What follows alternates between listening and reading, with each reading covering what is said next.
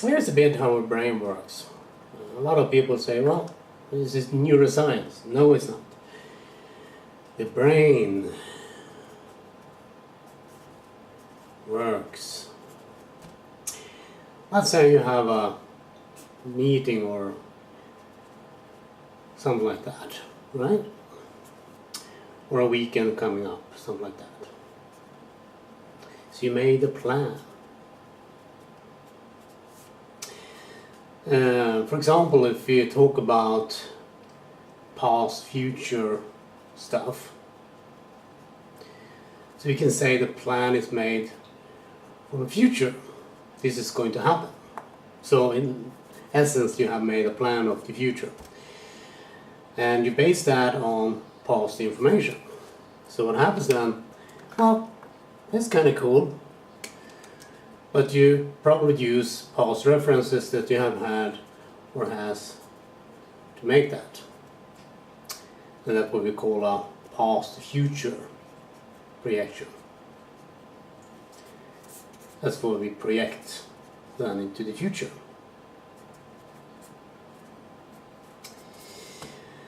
So you put your past into the future, making a plan. That's what most people do, whatever they plan to do. Now, if you get a problem here somewhere, I got a problem now, then people would try to, fix that problem by, in some way, fixing it. Normally, if you try it yourself, most people, when they get into this issue, won't maybe fix it. You can use you can use psychology, therapy, LP, whatever. They will all try to deal with this by applying a change pattern in some kind of change pattern. For example, phobia cure in NLP, or all kinds of. We can go to the positive thinking field, New Age area, whatever. So this is what most people do in the planning. They're using the past to plan the future. Now, I'm not talking about neuroscience, I'm talking about practicality here. So let's say we have do it differently. RPIM, for example, which I'm doing here, does this differently. We ask about the future. This is a future position. We can call it a representation even. Representation. Is that the point in the future here? Well, in this future, stuff's going to work for me. Either it is tomorrow, or the next week, or whatever it is. Or it's, sports, or whatever. We want to create an experience here in the future. An experience.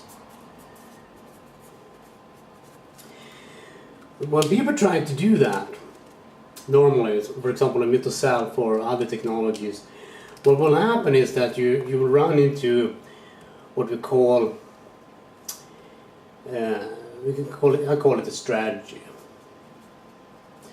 And it's one of the elements of the comparison mode. What happens is when you have this kind of action, this kind of strategy, is that the information you get, the input you have, will respond. The input goes directly into the system in the brain, right? In the neural net, in the context we have in a lot.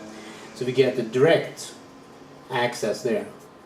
Now, this direct access is all good and done. But the problem is the next step. We respond to how we've been, trained to respond through life. So this happens. The response we have will be about the beliefs, and, stuff like that, and how we're what I call the default mode. Default mode. So we have a default mode here we respond to. So when we try to do the RBM process, what will happen is that we have to deal with this in some way. But instead of fixing the problem or applying a change pattern, we do this future reference point. Okay, this is the future. We don't elicit the experience here. What we do is to elicit from that the traits, or the characteristics of what this experience means to us. And some people go, okay, what do you mean by that, Robert? I don't understand how my brain works. Ah, that's okay. Most people don't. Depends who you ask. Some people say it's electricity and chemistry.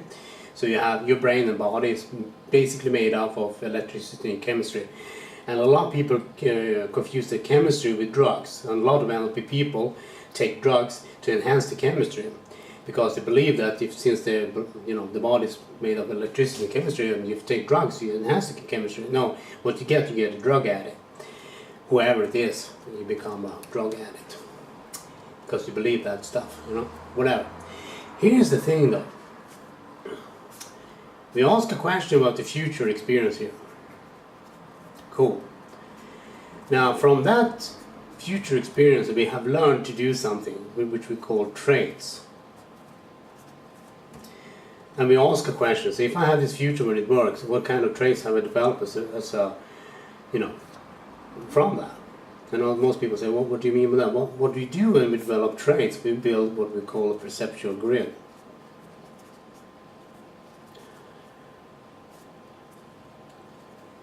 That means we can call it symbolic meaning also. There's a lot of different, you can talk about it in different ways. But that's basically what happens. What you call meaning, or semantic meaning, or symbolic meaning, all of that's what happens. So you are, what people will say, conscious here. This is what you build. You're building a conscious way of having the experience you want, because you're doing the two things at the same time. One, you elicit the future experience here by asking questions about the traits, because to answer this question with traits, you have to produce the experience while you answer. Now, when people do this, they will end up going against their model of the world, which is the beliefs, the trait, experience you have had, and all that stuff, the strategy. So when you do this at home or with other people, I recommend people to use a paper, right? To write down whatever experience this future is going to be like, right? So to have this future experience, to write it down. Because when you start asking the question here, your normal response is to respond with whatever you have learned as far. But since you're creating something that's totally new here, this is new stuff. This is new. It doesn't exist yet. So you're building a future reference, future experience, a future experience of, and create a new reality without even having to deal with anything that's in the past. Nothing in the past. You only have to deal with the strategy that you have developed from your past and all your life and all that. So what most people do is try to, because our brain works like this. When new information comes in that fits, well, it fits my worldview, well, then it's cool. It fits my worldview. Well, I spelled that wrong. Who cares? If the new information fits whatever I'm believing and assuming about the world, then we are all. Well, if you meet someone who has a prejudice or something like that, or they're religious or something like that, or religious, you can't talk to them about this kind of stuff, because when it's new information you present to them and they have this prejudice and religious stuff and all that going on, they will respond with the strategy they have in the worldview, and they will delete. This is the deletion will happen. They will delete whatever new input because it doesn't fit the worldview, and this creates what people know as amnesia. They will pretty much ignore whatever new information you present to them, so they will be ignoring that because it doesn't fit. It can't be possible because it doesn't fit the template they use. So, for example, if you're having a problem, right? Your prejudice in this case is that you have to fix the problem, right? You have a problem. It needs to be fixed, obviously, because that's what you believe. So here comes I with this RBIM tech, right, and telling you that, well, let's do something new that focusing on the future experience and whatever you derive and trait as that. Now when you do that, most people will have a blank. They will draw a blank. Draw a blank. There is no answer. Because when you ask the question what traits, you don't know how to do that. You don't know how to that. So you have to train your brain to create it. You train your brain what to do. Kind of cool, right? So that means you train your unconscious mind. Some people say, "Wow, what's that?" Well, you train your unconscious mind then. It doesn't exist actually, but hey, some people like to talk about it. So if you do this kind of RBM pattern here, right, you're actually training your brain what to do. So where is the unconscious mind then if you do this consciously? Well, if you ask people in philosophy or NLP, all that stuff, they can't answer you because they don't know. Because they believe in this unconscious mind, and there is none out there. I tried to find one a long time, never found one. So it's all a lie. Because they don't understand how this works. So the first time when you start asking this kind of question, because you can't answer, because you're doing an elicitation here. Elicitation. Now some people say, what's an elicitation? Well, normally with the self, that's a technology out there, you elicit the experience here, right? That you want to have in the future. So you elicit the experience. Now the trouble with that, when I was exposed to that technology, the problem with that is that people can't accept and they don't understand that the experience has changed. So you have this individual, kind of cool guy or girl, that have this, elicitation done to them. It's done to them. And you can show them that their experience has changed. Their experience has changed. They are now different. However, the individual, since they have no cognitive meaning, they have no symbolic representation of this new experience, then it's deleted. It's deleted. And Roy Fraser, Joseph Riggia, all those guys have no idea how to deal with that. So that's goes to the... No, I don't care about that shit. So, you do an elicitation here from a future point or position, whatever you call it, where your experience is the way you want it. And from that experience, we answer questions.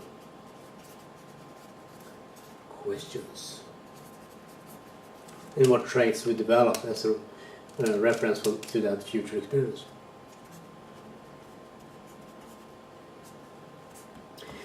When we do this, a lot of people are confused about what's going to happen. Well, what we're doing with this is a really cool thing that's called building a new reality. And since you're building a new reality, what happens is that you're training your brain and yourself to build a new strategy in what kind of template to use. So we have this template we use as a default, right? How we are going to respond in the context, the behaviors and action, beliefs and all this stuff. What we do with the RBM process is we're building a new template, a new strategy, so we can have both the experience and the symbolic action, whatever we call meaning here. So you understand this is your experience you're having while you have it. Because if you don't do it that way, you have to fix that in some way. You have to fix the problem, or you have to block it out or something like that. Because people will normally try to access that future or past, whatever you call it, old templates. So you see, this is the thing that happens when you have something that's new presented to you as a new experience. You will start to ignore it because the template you have doesn't fit with the new.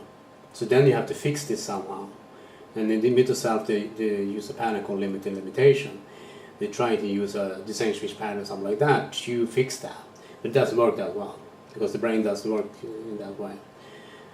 So We want to build a conscious way of building a perceptive grid so we can create this symbolic meaning with traits. Because here's the thing, when you start building traits also in the question of the future position, you're actually constructing a new reality for yourself. And the cool thing about this, it doesn't feel like a change. Because it doesn't feel like you're doing something different. So when the traits start happening, your experience changes along the way. So because you're building a new reality. And this is pretty cool stuff. This is how your brain works. And this is building neural net. For someone to do this kind of process, it takes some time before they can answer a question, because the first response you're going to have most likely is a block, or you have no answer. And that's one of the key points here. You don't have an answer because you don't know how to do that yet. So you're actually doing something like how to do it, how to build a new reality, how to do it. You also know building what to do as you do that, what to do, and why you do it. All this happening at the same time. Now this is how your brain works when you do this kind of pattern. So some people say, well, how do you use this with a client now, Robert? It sounds like kind of cool, yeah, okay. Yeah, so what people do when you ask a question, so you ask a question, okay, what's the future point of reference you want to have? And you go like, well, I would like to have this this kind of cool thing, you know, when I'm happy, for example. Wow, okay, cool. So what kind of traits did you build from that? People go like, and you ask the question again, what kind of trait did you build from, you know, this happy future experience? And go like, well, what? That's most people's responses. It takes them a while before they can start to actually get to, you know, the creative or stuff like that going on. Well, and then it might have to define traits and characteristics for them, all that stuff. But after a while, what you do in this, you see, I don't need to do anything. All I need to do is ask questions about the traits you develop from the habit. Sooner or later they will start, well, you know, this is kind of silly, but, you know, I developed a trait from that was this, you know, whatever that this might be for them. And this will slowly, you know, transform in a way how they perceive reality. Or if you do this, how you perceive reality. So you go from, you know, so this you use in your planning.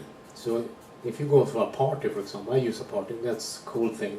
A lot of people like parties. Because often there is something to drink, normally. So in some parties they like to take drugs. I don't recommend that because it's bad for you. Whoever takes drugs, not good for you.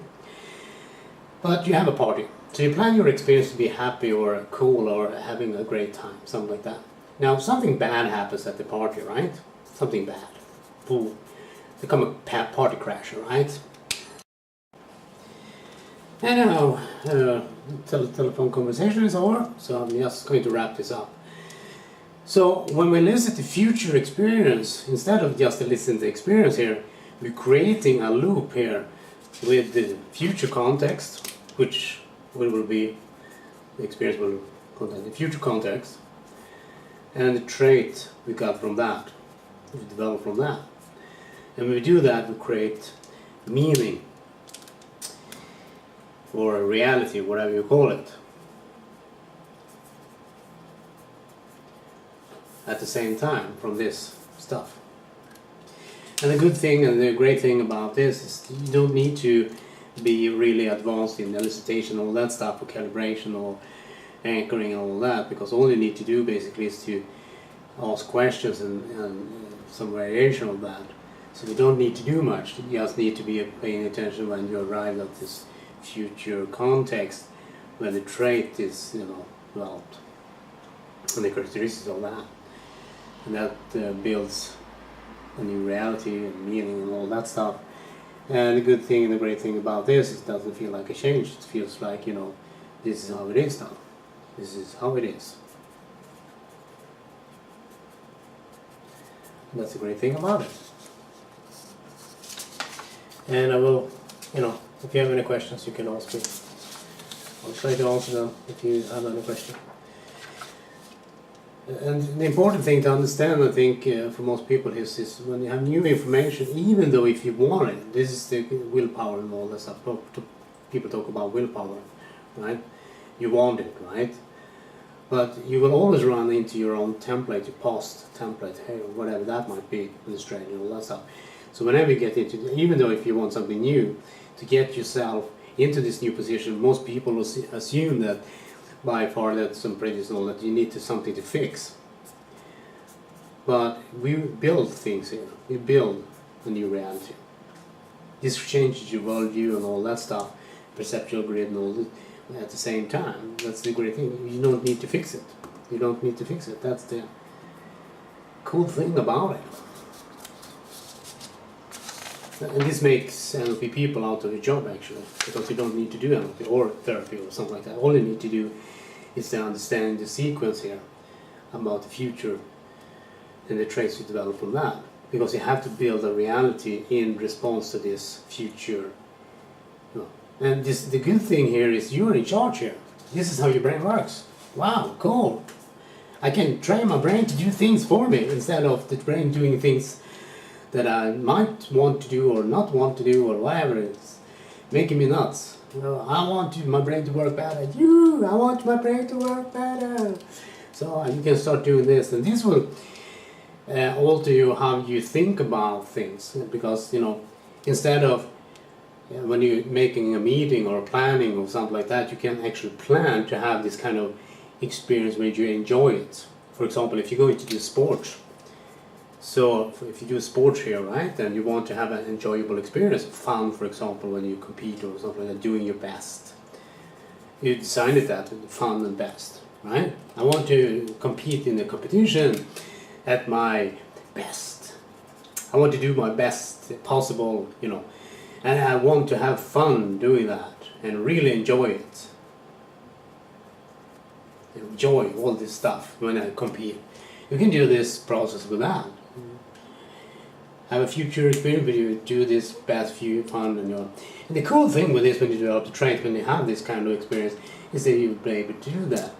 And more so, the fun thing here is when you start doing that, the past will stop to interrupt your life. And what happens is when you do this kind of, the future structure will start together. So it will always feel fresh and new. Fresh and new. Because when you're using the future as a reference point in this kind of experience, this changes you. So the next day, when you're going to compete, you have fun and doing your best and enjoy it in an even better way because it's a new future. The next day is a new future, not day is a new future. It's never going to be what you did today or yesterday. It's always going to be what you're going to do next day. So your life's going to get into this, functional, working, positive, whatever people like to call it, and you can do it with pretty much everything. Create new behaviors and values and all that stuff along the way, but most importantly, this is how your brain works. Most of the time, if you train your brain to do it, it will start to do it. Cool. Just be aware of when you have new information, this goes too fast, by the way. This kind of response you have most likely goes too fast. You won't even be able to understand that you create this kind of needs or deletions because your worldview wants to be stable. That's why you have to ask the questions. So you draw a blank or something like that you ask a question to this kind of future experience you want to have and create a meaning reality. That you draw a blank, that's a good thing. See, because you ask the question and create meaning, and this kind of stuff starts to happen, what kind of traits, what do you mean by that? And when you start to get the hang of it, stuff starts to work this way. So whenever you're going to do something else, you start to think this way because this becomes a natural way to do it. But it's everything else, it has some learning curve, obviously, but hey, you can ask questions on the blog or something like that, or call me, or you can mail me or stuff like that.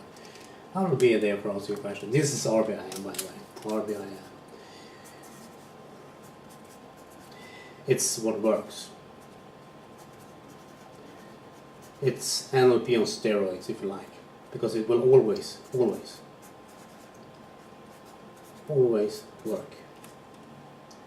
NLP doesn't. I try to explain that to people that there is one variable which is variable. That's when you know about this variable in your training, NLP training. John Greener and Richard Bannon don't know that, so they have to come to me to teach to learn it. Because when you do that, NLP will always work. But instead of teaching NLP, I'm teaching RBM because it's much cooler, simpler, easier, more efficient, faster, you name it. And most of the thing is you don't need a lot of training to be able to start doing this because, you know, well, your life, your grandiose legend to be built. Total awesome. Legendary thing. Over and out. Peace.